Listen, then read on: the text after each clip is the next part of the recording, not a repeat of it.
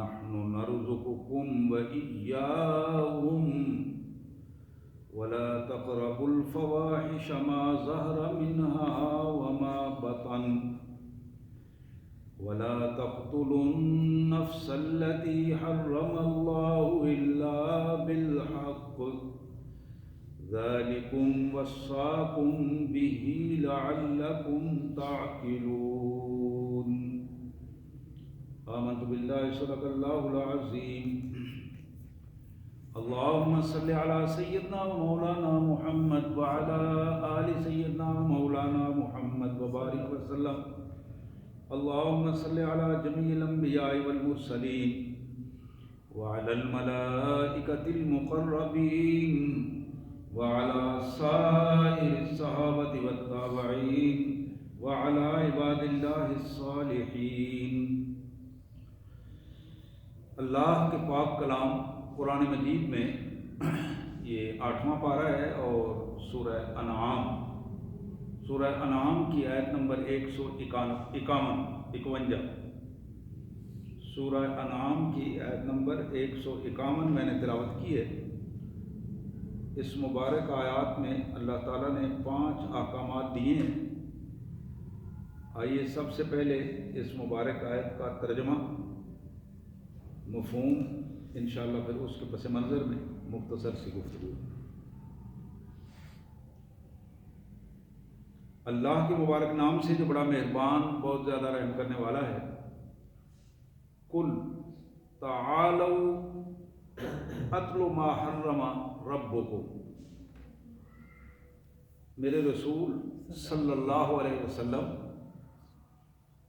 آپ ان لوگوں کو بتائیں، آؤ میں تمہیں وہ اللہ کا پیغام پڑھ کر سناؤں جو اللہ تبارک و تعالیٰ نے تمہارے پروردگار نے تمہارے لیے دیا ہے، یعنی ہمارے نام ہمارے رب کا پیغام۔ تو اللہ کے رسول صلی اللہ علیہ وسلم کو اللہ نے فرمایا کہ میرے بندوں کو بتاؤ کہ یہ تمہارے رب نے تمہارے نام پیغام بھیجا ہے، یہ تمہارے رب کا خط ہے جو میں تمہیں پڑھ کے سنا رہا ہوں۔ قل تعالوا اتل ما حرم ربکم علیکم، اس خط میں جو جو چیزیں اللہ نے حرام کی ہیں تمہارے لیے میں وہ بتاؤں گا، وہ لکھی ہوئی ہیں اس میں۔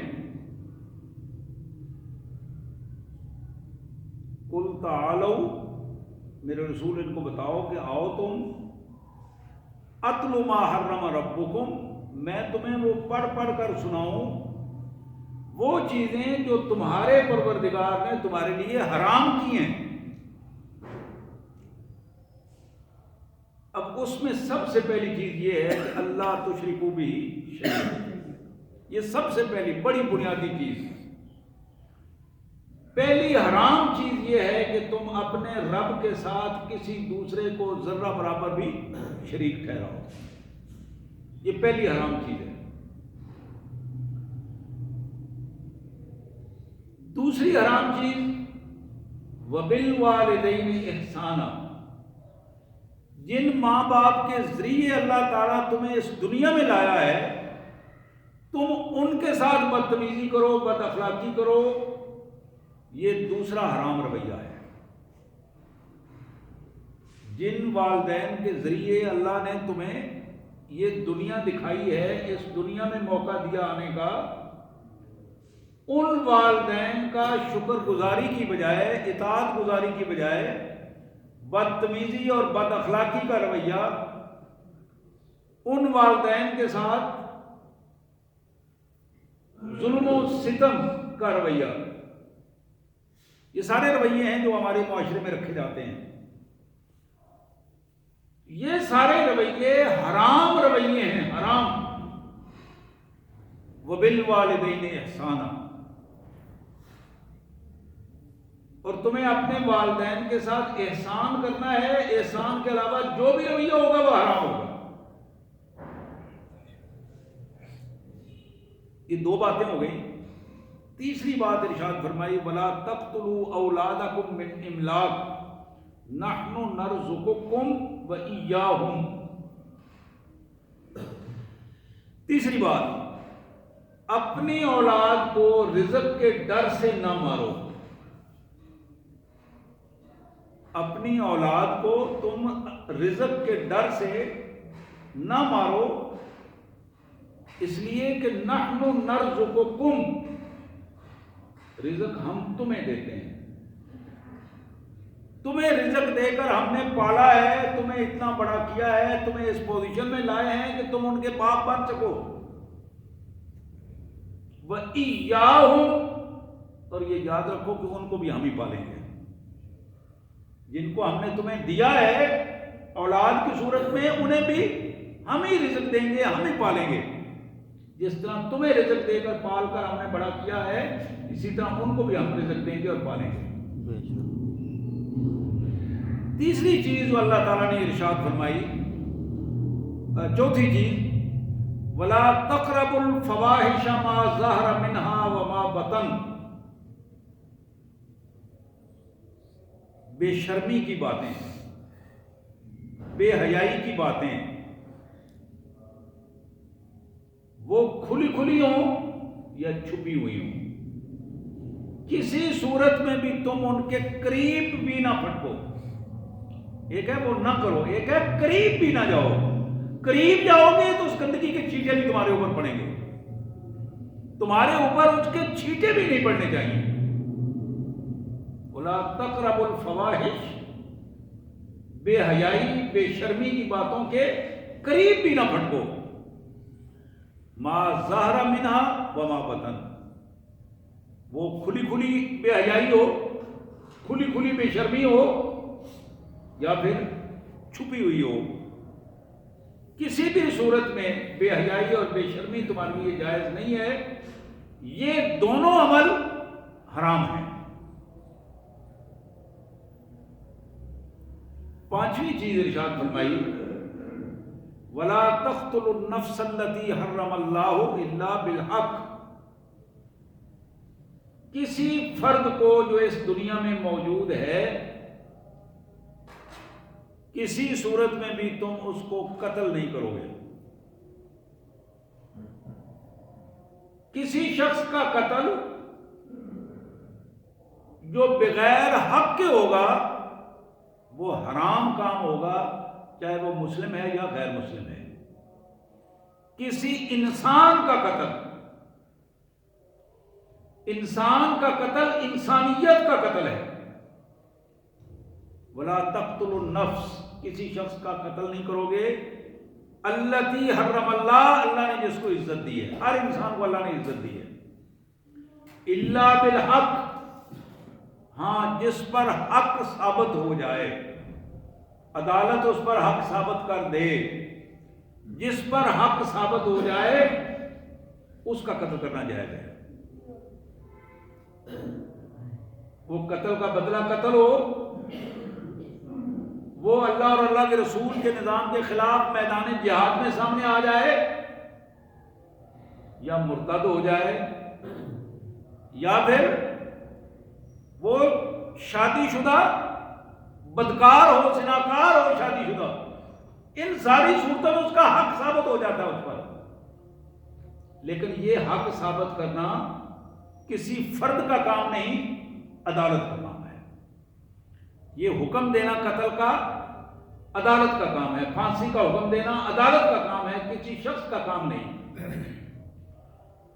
ذالکم وصاکم بہ، یہ ہیں 5 باتیں جن کی ہم نے تمہیں وصیت کی ہے. یہ خط میں، پہلے خط میں یہ 5 باتیں اللہ نے فرمائی ہم نے لکھ کر دی ہیں تمہیں، لعلکم تعقلون، تاکہ تمہیں عقل آ جائے، سمجھ جاؤ. لعلکم تعقلون، اپنی عقل کو استعمال کر کے اپنے آپ کو بچا لو. سبحان اللہ وبحمدہ، سبحان اللہ العظیم وبحمدہ، نستغفر اللہ. یا کریم یا ارحم الراحمین. میرے انتہائی واجب الاحترام بھائیوں اور بہنوں،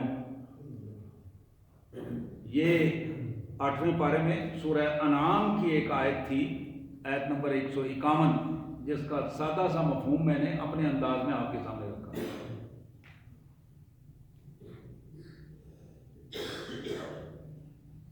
سادہ سی بات ہے، 5 باتیں جو اللہ تعالیٰ نے فرمائی ہیں، ان میں سے پہلی بات جو ہے وہ شرک ہے۔ معاشرے جب برباد ہوتے ہیں، تباہ ہوتے ہیں، تو وہ اپنے محسنوں سے جب روگردانی کرتے ہیں تو معاشرے تباہ ہو جاتے ہیں، آبادیاں تباہ ہوتی ہیں، افراد تباہ ہوتے ہیں، خاندان اور برادریاں تباہ ہوتی ہیں۔ جب انہیں اچھی قیادت نہیں ملتی، اچھے نظام اچھا نہیں ملتا، تو نتیجہ کیا نکلتا ہے؟ وہ تباہ و برباد ہوتے ہیں، ذلت و رسوائی کا شکار ہو جاتے ہیں۔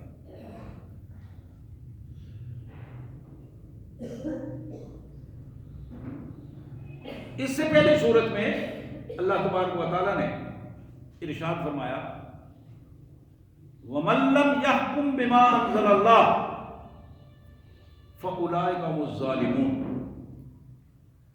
جو لوگ اللہ کے نازل کردہ قوانین کے مطابق اپنے فیصلے نہیں کرتے، وہ کون ہیں؟ ظالم لوگ ہیں۔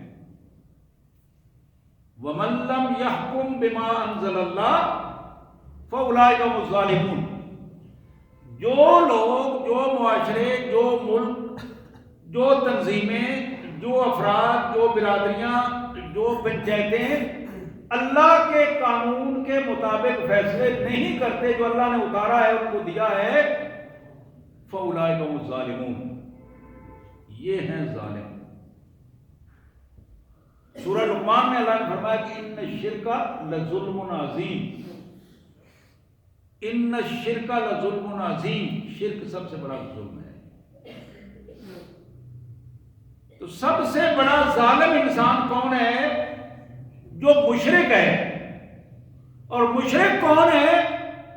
جو اللہ کے نازل کردہ قانون کو اپنے معاشرے میں، اپنی ذات پر، اپنے افراد میں، اپنے گلی محلے پر، اپنی برادری میں، اپنے ملک میں، اپنی تنظیم میں رائج نہیں کرتا، وہ سب سے بڑا ظالم اور مشرک انسان ہے۔ اور یہی وہ شخص ہے جو حرام کر رہا ہے۔ نماز تو مسجد میں پڑھتا ہے، لیکن گھر میں جا کر اپنی مرضی کرتا ہے، تھانے میں جا کر اپنی مرضی کرتا ہے، کچہری میں جا کر اپنی مرضی کرتا ہے، پارلیمنٹ میں جا کر اپنی مرضی کرتا ہے، جہاں قانون سازی ہوتی ہے وہاں اپنی مرضی کرتا ہے۔ یہ بات قرآن نے ہمیں بتائی ہے وَمَن لَّمْ يَحْكُم بِمَا أَنزَلَ اللَّهُ فَأُولَٰئِكَ هُمُ الظَّالِمُونَ۔ پھر ایک بات نہیں بتائی، 3 دفعہ جملے کو دہرایا ہے، وَمَن لَّمْ يَحْكُم بِمَا أَنزَلَ اللَّهُ فَأُولَٰئِكَ هُمُ الْكَافِرُونَ، جو شخص اللہ کے نازل کردہ قانون پر عمل نہیں کرتا وہ کافر ہے۔ پہلی بات بتائی وہ مشرک اور ظالم ہے، پھر فرمایا وہ کافر ہے۔ ہمارے ریکارڈ میں وہ مسلمان نہیں ہے، وہ بے شک اپنی نمازیں اور باقی چیزیں کرتا رہے، لیکن اللہ کے قانون کو وہ نافذ کر سکتا ہے؟ نہیں کرتا۔ اب کچھ نہ کچھ اختیار تو کہیں نہ کہیں تو ہمیں اللہ تعالیٰ نے عطا کیا ہے۔ مثلا میری ذات پر میرا اختیار ہے، تو میری ذمہ داری بنتی ہے کہ میں اپنی ذات کے حوالے سے یہ کام کروں نا، اپنی ذات کے حوالے سے۔ اسی طرح میرے گھر پر اللہ تعالیٰ نے مجھے اختیار دیا ہے۔ اب یہ میری اپنی کمزوری ہے کہ میں اپنے گھر کو دوسروں کے حوالے کر دوں، لیکن کائنات کے مالک نے ہر گھر کا سربراہ اس گھر کے خامد، بیوی کے خامد کو بنایا ہے، اولاد کے باپ کو بنایا ہے کہ وہ اس گھر کا سربراہ ہے، وہ اس گھر کا نظام چلانے والا ہے، کہ جو وہاں خرچ کرتا ہے، جو ان کے رزق کا بندوبست کرتا ہے، جو ان کے رہائش کا بندوبست کرتا ہے، جو ان کے بچوں کی تعلیم کا بندوبست کرتا ہے، وہ اس گھر کا سربراہ ہے۔ اور وہ اس گھر کا سربراہ اگر اپنی گھر کی 4 دیواری میں اللہ کے قانون کا نفاذ نہیں کر پاتا تو یہی چیز اسے کافر بنا دیتی ہے، یہی چیز اسے مشرک بنا دیتی ہے۔ وَمَن لَّمْ يَحْكُم بِمَا أَنزَلَ اللَّهُ، یہی اولئک هم الفاسقون، یہی چیز اسے اللہ کے کاغذوں میں فاسق اور بدمعاش بنا دیتی ہے۔ یہ پہلی چیز جو ہم جس پہ مطالعہ کر رہے ہیں، پہلی چیز جو ہماری سمجھ میں آئی ہے کہ شرک جب معاشرے میں اللہ کا قانون نافذ ہوگا، معاشرے میں مشرک نہیں رہے گا، پھر مشرک کی زندگی تنگ ہو جائے گی۔ لیکن جب اللہ کا قانون نافذ نہیں ہوگا، بندوں کے قوانین نافذ ہوتے تو یہیں سے شرک شروع ہو جاتا، شرک کا یہیں سے آغاز ہو جاتا۔ اور حقیقت یہ ہے کہ جب انسان اپنی خواہشات کو، اپنی پیشانی کو، اپنے جذبات کو دوسروں کے سامنے سجدہ ریز کر دیتا ہے، دوسروں کے سامنے پیشانی کو جھکا دیتا ہے، نتیجہ کیا نکلتا ہے؟ اس کے اندر خودداری کی پوزیشن رہتی نہیں، اس کے اندر خودداری، دین بندہ مومن کو خوددار بناتا ہے، جرأت مند بناتا ہے، اسے عزت دیتا ہے، تمکنت دیتا ہے، کھڑا پاؤں، اپنے پاؤں پہ کھڑے ہونے کی جسارت اور جرأت اور ہمت دین عطا کرتا ہے۔ مشرک کبھی کھڑا نہیں ہوگا۔ جو دوسروں بندوں کے سامنے سر جھکانے والا ہے، وہ بندوں کے مقابلے میں بھی نہیں کھڑا ہو سکتا۔ بندوں کے سامنے وہی کھڑا ہو سکتا ہے، باطل کے سامنے وہی کھڑا ہو سکتا ہے جو حق کا ماننے والا ہو اور توحید کا ماننے والا ہو اور اللہ کے حضور وحدہ لا شریک کو تسلیم کرنے والا ہو۔ اور یہ ماحول کب بنتا ہے؟ یہ ماحول تب بنتا ہے کہ جب اللہ کا قانون معاشرے میں نافذ ہو، اللہ کا قانون نافذ ہو۔ اور اگر قانون نافذ نہ ہو، مسجدیں آباد ہوں، لوگ مسجدوں میں نماز کے لیے آئیں، رمضان میں اپنی ضرورت کے مطابق روزے رکھیں، حج کا موسم بھی آئے،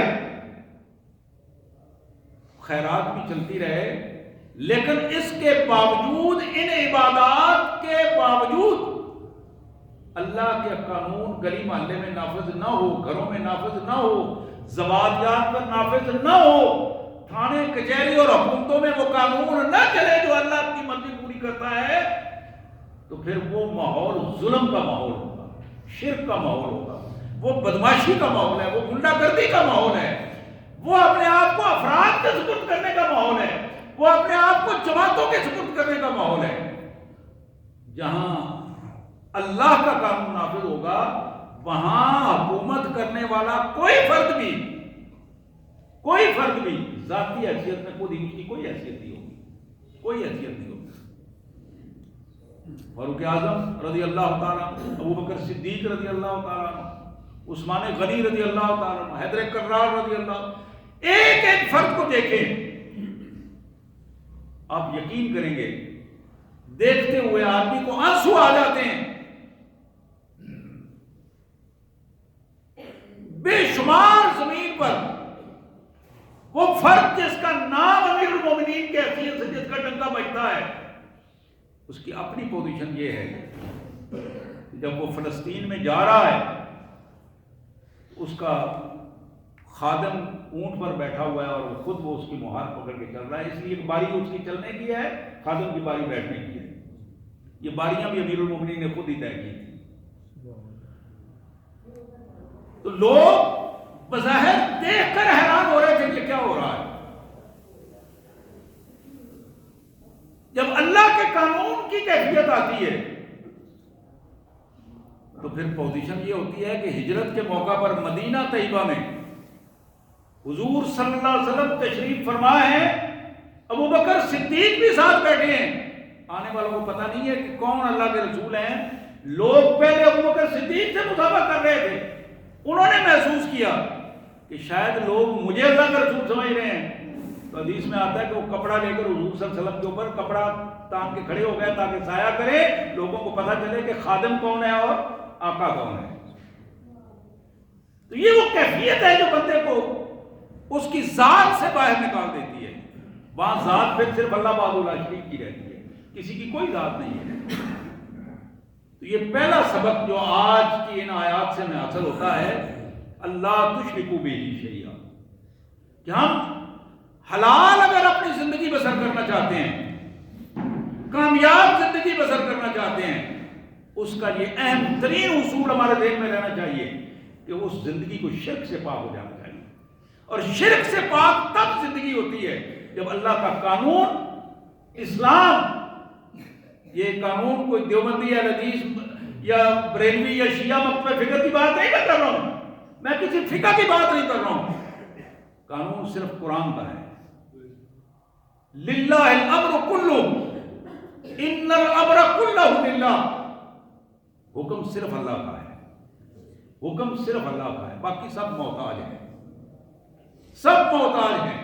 ہم سب اللہ کے حضور مانگنے والے ہیں، اس کے حضور سجدے کرنے والے ہیں، پیشانیاں رگڑنے والے ہیں، اپنی حاجات اس کے سامنے پیش کرنے والے ہیں. اللہ کے پیارے رسولوں نے ہمیں یہی طریقہ سکھایا، انہوں نے خود بھی اس طرح مانگا ہے، ہمیں بھی یہی بتایا. تو میرے پیارے بھائیوں، یہ پہلی بات تھی. دوسری بات جس کو قرآن نے ہمارے سامنے رکھا، حرام چیز، والدین کے ساتھ غلط رویہ اختیار کرنا، یہ حرام ہے، حرام. یہ دوسری چیز ہے، حرام. اب یہ رویہ زبان کے ساتھ،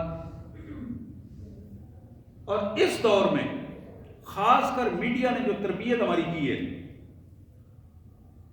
میں اپنی بہنوں کو، بچیوں کو، بچوں کو، بزرگوں تک کو یہ بات عرض کرنے کی کوشش کروں گا کہ ہمیں اپنی زبانوں کے اندر نرمی اختیار لانی چاہیے، ادب کا رویہ اختیار کرنا چاہیے. سچائی کا مطلب بے ادبی نہیں ہے، یہ بات ہمارے ذہن میں رہنی چاہیے کہ میں بات سچی کر رہا ہوں اس کا مطلب ہے میں آکڑ کے بات کروں، نہیں، یہ نہیں. میں سچی بات کر رہا ہوں آنکھوں میں آنکھیں ڈال کے بات کروں، نہیں. یہ جو آنکھوں میں آنکھیں ڈال کر بات کرنی ہے، یہ مغرب کا شیطانی رویہ ہے. ایمان والوں کا رویہ یہ ہے کہ جب تم استاد کے سامنے کھڑے ہو، والدین کے سامنے کھڑے ہو، تو تمہاری نظر نیچی ہونی چاہیے، ادب ہونا چاہیے. یہ ادب کی جو کیفیت ہے یہ محبت کو بڑھاتی ہے، یہ تعلق کو بڑھاتی ہے. اس ادب کو اللہ کے رسول صلی اللہ علیہ وسلم نے والدین کی اطاعت کا ایک جذبہ قرار دیا ہے. احسان، میں نے پہلے بھی کسی خطبے میں یہ عرض کی تھی کہ احسان جو عربی زبان میں لفظ استعمال ہوتا ہے، یہ ایک قدم آگے بڑھ کر اطاعت کرنے کو احسان کہتے ہیں، ایک قدم آگے بڑھ کر عبادت کرنے کو احسان کہتے ہیں. تو یہاں بتایا کہ والدین کی اطاعت، والدین کی فرما برداری، والدین کی محبت، یہ تمہارے دلوں کے اندر گھر کر جانی چاہیے اور تمہارے رویوں سے یہ بات نظر آنی چاہیے. ہماری اکثر پوزیشن یہ ہوتی ہے جب تک بچہ جوان نہیں ہوتا اس وقت تک وہ ویسے ہی والدین کی زیر تربیت ہوتا ہے، اور اس کی وہ لاڈلے پن میں اس کی کیفیات میں وہ درگزر کرتے رہتے ہیں، اور ہم صحیح طور پر تربیت بھی نہیں کر پاتے. اور اس تربیت میں جہاں باپ کا کردار ہے، میری آواز جہاں تک جا رہی ہے میں اپنی بہنوں کو یہ بتاؤں گا کہ تربیت میں بنیادی کردار اولاد کی تربیت میں والدہ کا کردار ہے. والدہ جتنی خوبصورت انداز میں اپنے بچوں کی تربیت اللہ کی رضا کے لیے کرتی ہے، یقین کیجئے کہ مرنے کے بعد بھی اور زندگی میں بھی اس والدہ کو اللہ تبارک و تعالیٰ اجر عظیم سے نوازتے ہیں، اجر عظیم سے نوازتے ہیں. اور جس ماں نے بچے کو حسد سکھایا ہے، بغض سکھایا ہے، دنیا داری سکھائی ہے، دولت کے پجاری بننا سکھایا ہے، آؤٹ اسپوکن بننا سکھایا ہے، باتیں کرنا سکھائی ہیں، سب کے آگے بولنا سکھایا ہے، یہ وہ چیزیں ہیں جو تباہی اور بربادی کی چیزیں ہیں، گھروں کو برباد کر دیتی ہیں، آگ لگا دیتی ہیں. تو یہاں یہ بتایا گیا کہ وبالوالدین احسانا، والدین کے ساتھ جو احسان کا رویہ ہے، والدین کے ساتھ احسان کا جو رویہ ہے، یہ وہ رویہ ہے جو بندے کو حلال انداز میں اللہ کے قریب لے جاتا ہے، اور اس کے علاوہ جو رویے ہیں وہ بندے کو حرام کیفیات میں اللہ سے دور لے جاتے ہیں اور شیطان کے قریب لے جاتے ہیں. اور شیطان کا یہ پسندیدہ رویہ ہے کہ شیطان یہ چاہتا ہے کہ بندہ اپنے اللہ سے دور ہوتا چلا جائے، کسی صورت میں یہ کامیاب نہ ہونے پائے. تیسری بات ساتھ ہی اللہ نے بتا دی، پہلے والدین کے حقوق کے بارے میں بتایا اور پھر ساتھ ہی اولاد کے حقوق کے بارے میں بتایا کہ والدین اگر یہ سوچیں، جسے اس دور میں خاندانی منصوبہ بندی کے حوالے سے لفظ بولا جاتا ہے کہ ہم نے اپنے خاندان کو اپنی رینج کے اندر رکھنا ہے، یہ لفظ استعمال ہوتے ہیں۔ خاندان کو رینج کے اندر رکھنا میرے اور آپ کے بس کی بات نہیں ہے، یہ کائنات کے مالک کے فیصلے ہیں کہ وہ کس خاندان کو کتنا بڑا رکھنا چاہتا ہے اور کس خاندان کو کتنا چھوٹا رکھنا چاہتا ہے۔ آپ کے سامنے اسی معاشرے میں تندرست ماں باپ میاں بیوی موجود ہیں، اولاد نہیں ہے۔ بے شمار معالجین کے پاس گئے، انہوں نے کہا کہ کوئی بیماری نہیں ہے، اور سب سے بڑی چیز کہ اللہ کا حکم نہیں ہے۔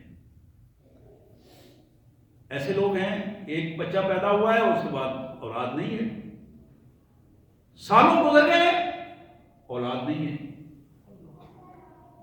اب یہ کیفیت کیا ہے؟ اللہ نے فرمایا کہ اپنی اولادوں کو رزق کے ڈر سے قتل نہ کرو، وَلَا تَقْتُلُوا أَوْلَادَكُمْ خَشْيَةَ إِمْلَاقٍ، رزق کے ڈر سے قتل نہ کرو، نَحْنُ نَرْزُقُكُمْ وَإِيَّاهُمْ، تمہیں بھی ہم نے پالا ہے ان کو بھی ہم ہی پالیں گے۔ سبحان اللہ۔ تو یہ وہ بنیادی چیز یہاں ہمیں بتائی گئی کہ بچوں کے رزق کے حوالے سے اپنے آپ کو اللہ کا محتاج بنانا، اللہ کا شکر ادا کرنا اور بچوں کی تربیت کرنا، یہ ماں باپ کی ذمہ داری میں شامل ہے۔ اور اس ذمہ داری کو اللہ کی رضا کے لیے جب ادا کیا جائے، اللہ کی رضا کے لیے جب ادا کیا جائے، تو آپ یقین کریں کہ ایک ایک لمحہ اس ماں اور اس باپ کا ایک ایک لمحہ عبادت بن جاتا۔ جو اپنے بچے کو پیار کر رہا ہے، اپنے بچے کو پیار کر رہا ہے، اللہ کے رسول صلی اللہ علیہ وسلم نے فرمایا وہ اللہ کی رحمت کو سمیٹ رہا ہے۔ ایک صحابی حضور صلی اللہ علیہ وسلم کے پاس بیٹھے تھے، حضور اکرم صلی اللہ علیہ وآلہ وسلم آپ نے اپنے نواسے کو بوسہ دیا، اس نے کہا حضور آپ بھی یہ بچوں کے ساتھ آپ بھی اس طرح کا رویہ رکھتے ہیں، یہ بوسے دینے اور پیار کرنا؟ اور آپ نے فرمایا من لا یرحم لا یرحم، جو دوسروں پر رحم نہیں کرتا، پیار نہیں کرتا، اس پر رحم اور پیار نہیں کیا جاتا۔ اپنے دل کو نرم کرو، اس نرمی کے ساتھ اپنے آپ کو آگے لاؤ۔ بلکہ اقرا بن حابس رضی اللہ تعالیٰ عنہ کی بڑی معروف روایت ہے، بنی تیمیہ کے سرداروں میں سے ایک سردار تھے، انہوں نے دیکھا حضور صلی اللہ علیہ وسلم جناب حسین کو، جناب حسن کو جولی میں بٹھایا ہوا ہے اور آپ پیار کر رہے ہیں، تو بڑے حیرانگی سے بولے کہ حضور اب چونکہ ایک تصور ہوتا ہے نا ذہن میں ایک بہت بڑے لیڈر، کائنات کے لیڈر، اور اس طرح چھوٹے بچوں سے پیار کر رہے ہیں، اور اس طرح کہنے لگا حضور آپ ان بچوں کے ساتھ اس طرح کھیل رہے ہیں؟ تو پھر کہنے لگا کہ خدا کی قسم میرے تو 10 بچے ہیں، لیکن ماں منہم، میں ان میں سے کسی کو آج تک میں نے بوسہ نہیں دیا، کسی کو پیار نہیں دیا۔ حضور نے فرمایا اقرا اللہ سے دعا کیا کرو اللہ تمہارے دل میں رحمت پیدا کرے، اس نے رحمت کو تمہاری چھین نہ لے۔ میں بھی تمہارے لیے دعا کرتا ہوں کہ اللہ تعالیٰ تمہارے دل میں رحمت پیدا کرے۔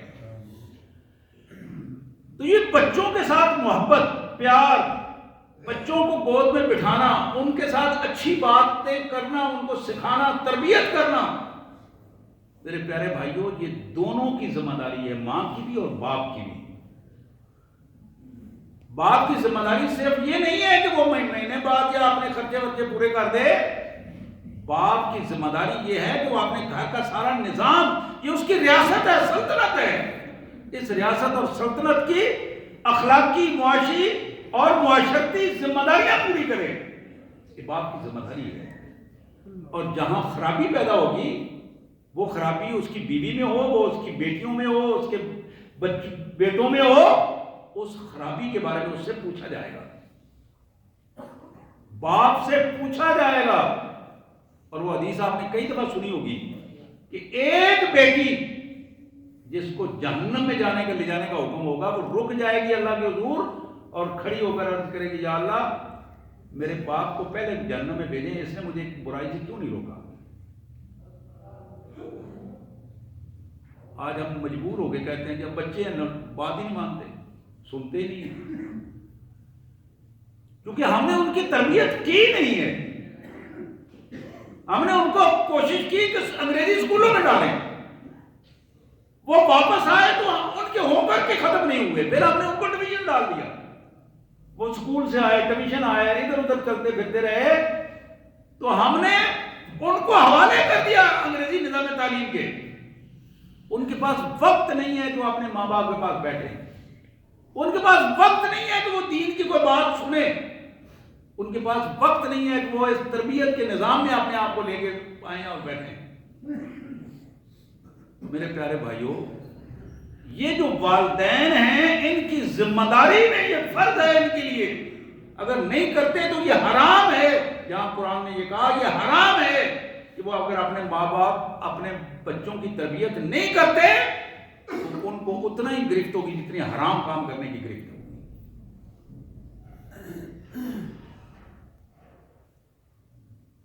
یہ بات تھی، تین باتیں آپ تک سامنے آئی۔ چوتھی بات، وَلَا تَقْرَبُوا الْفَوَاحِشَ مَا ظَهَرَ مِنْهَا وَمَا بَطَنَ،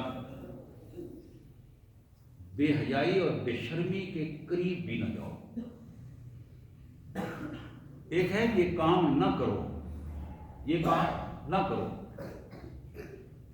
فلاں جگہ پہ نہ جاؤ۔ ایک ہے وَلَا تَقْرَبُوا، اس کے قریب بھی نہ جاؤ، فلاں جگہ پہ نہ جاؤ، اس گلی میں سے بھی نہ گزرو۔ یہ ہے وَلَا تَقْرَبُوا، اس گلی میں سے بھی نہ گزرو، تاکہ برائی کے چھینٹے تمہارے اوپر نہ پڑیں، بے حیائی کے چھینٹے تمہارے اوپر نہ پڑیں۔ اپنی نظروں کی حفاظت کرو۔ تمہاری نظریں تمہاری دماغ کی چابیاں ہیں، اور جب نظر کے ذریعے دماغ کی خرابی پیدا ہوتی ہے، برائی دماغ میں جاتی ہے، تو پھر پورا جسم اس برائی کے حوالے ہو جاتا ہے۔ میرے پیارے بھائیوں،